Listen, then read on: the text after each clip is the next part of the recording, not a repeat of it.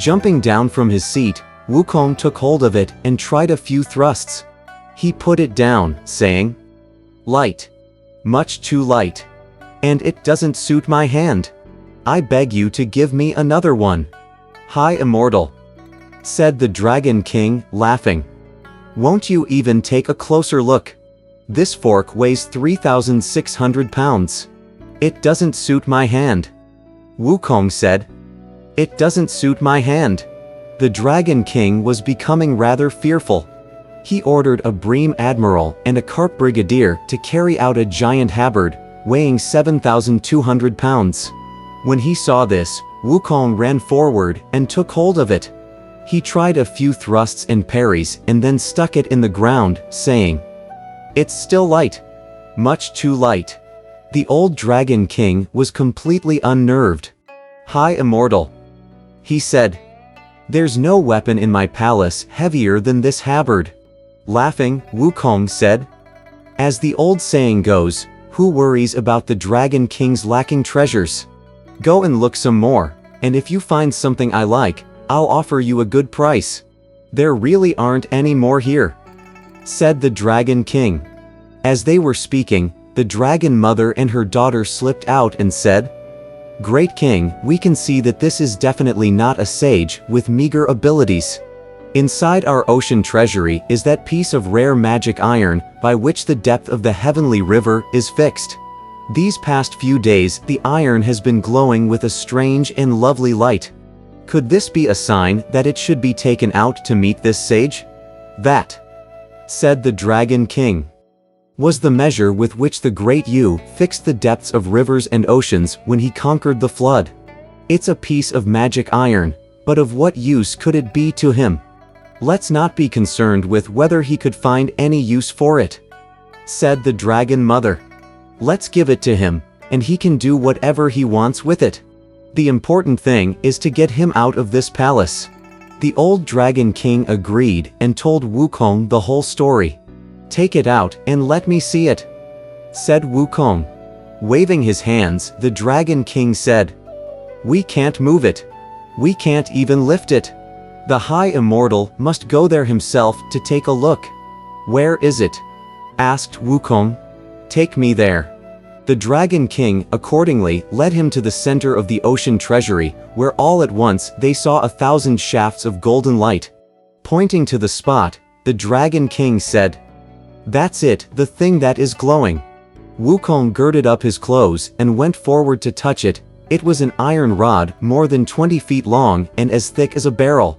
Using all his might, he lifted it with both hands, saying, "It's a little too long and too thick.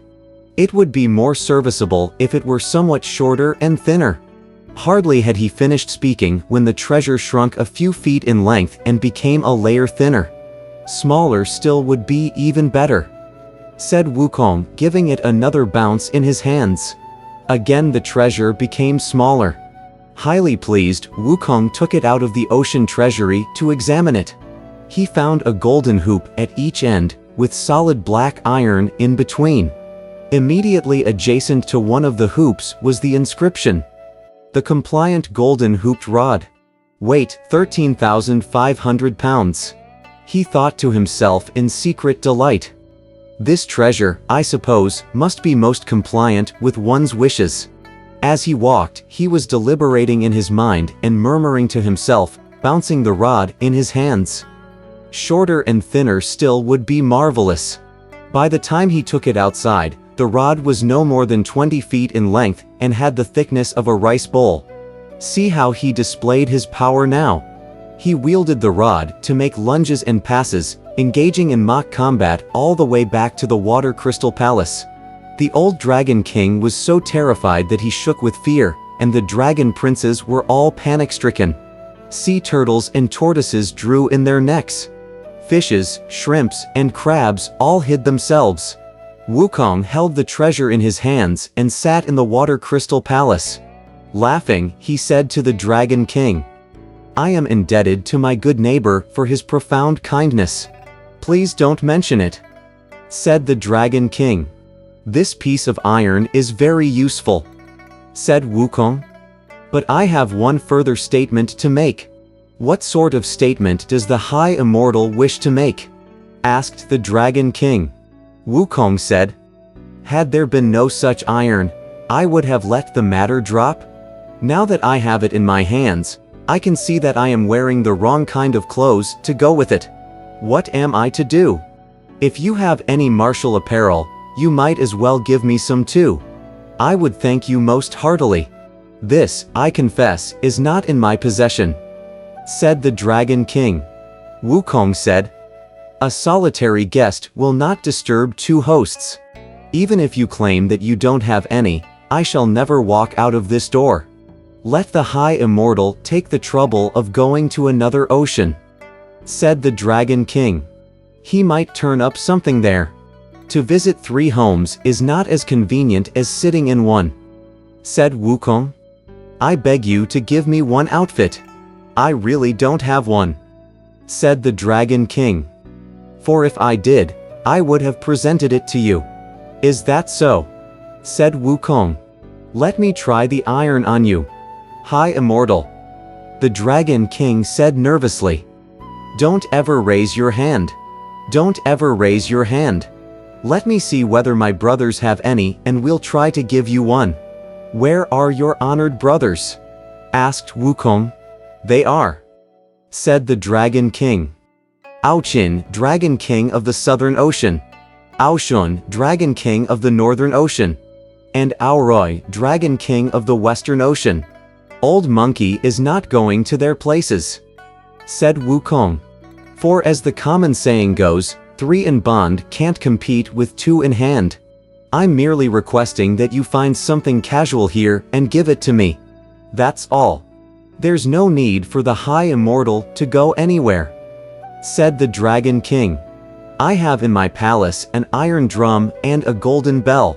Whenever there is any emergency, we beat the drum and strike the bell, and my brothers are here shortly." "In that case," said Wukong, "go beat the drum and strike the bell." The Turtle General went at once to strike the bell, while the Tortoise Marshal came to beat the drum.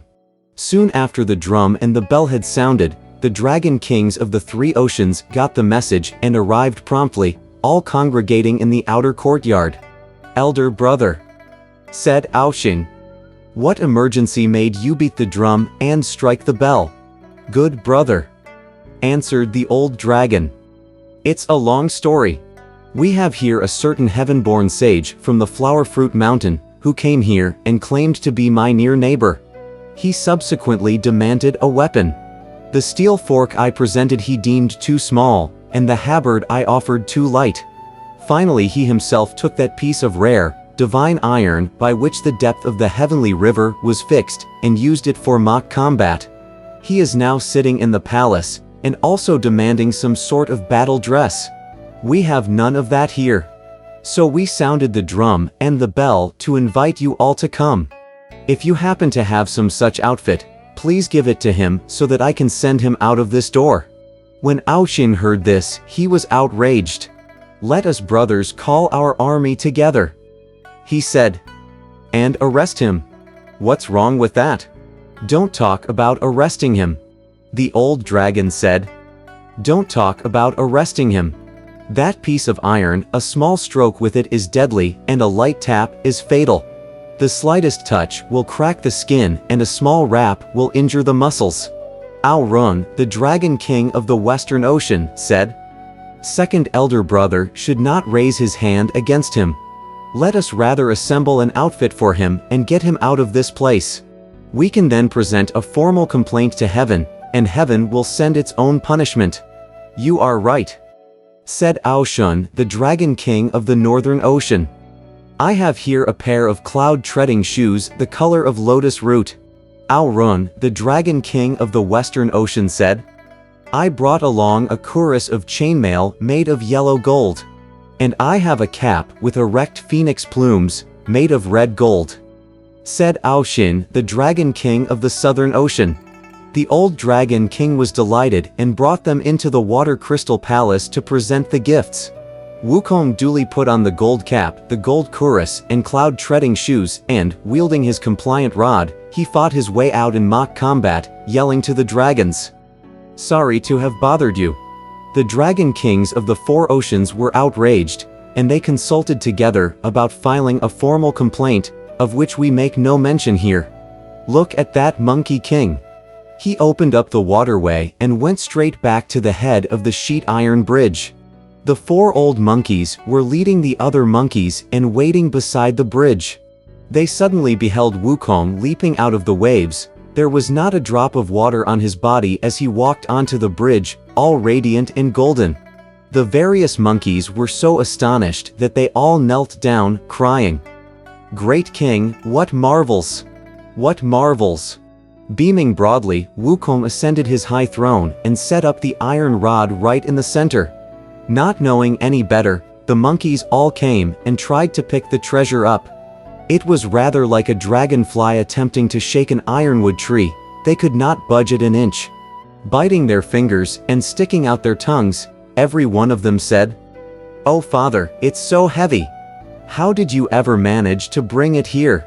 Wukong walked up to the rod, stretched forth his hands, and picked it up.